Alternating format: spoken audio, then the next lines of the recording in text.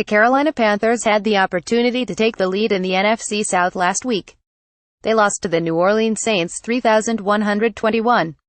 The Saints' 2017 loss to the Atlanta Falcons on Thursday night gives the Panthers the chance to return to a tie for the division top spot on Sunday. All Carolina needs to do is beat the Minnesota Vikings, one of the 4 NFL teams with a 102 record. And the Vikings have plans for Carolina quarterback Cam Newton. In the words of Minnesota defensive line coach Andre Patterson, the Vikings will violently show up. Newton enters Sunday's game with the Panthers' passing attack in a slump. He has thrown for 183 or fewer yards in 4 of the past 5 games, although he has 7 two-count passes with only 1 interception in that stretch. Carolina won 4 of the 5 games, too, as Newton ran for 304 yards and 2 two-counts on 40 carries. Newton ran for a career-low 359 yards last season. But he has 515 rushing yards in 2017. That allowed Newton to join Randall Cunningham and Mike Vick as the only NFL quarterbacks to rush for at least 500 yards in 6 different seasons.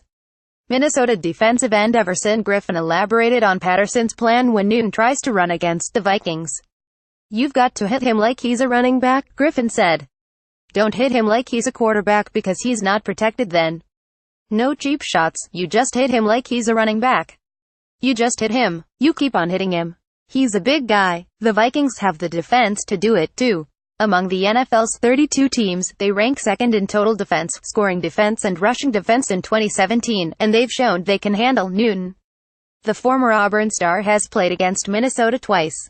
In 2 losses, Newton has been sacked 12 times and intercepted 4.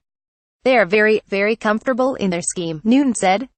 "When you're playing a team like this, as far as how they disguise, how fast they play, how they rally to the football, you just have to make sure that you're on your A game and firing on all cylinders."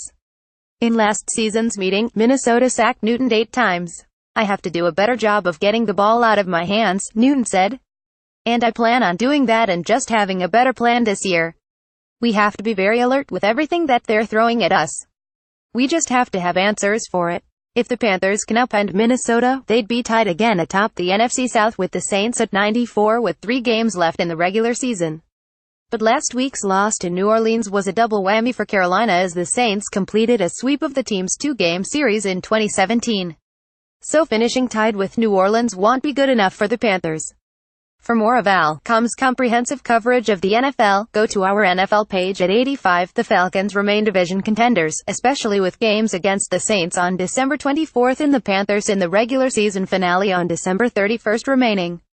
Atlanta plays the other NFC South member, the Tampa Bay Buccaneers, next week before those 2 games. The Saints close with the New York Jets, Falcons, and Buccaneers.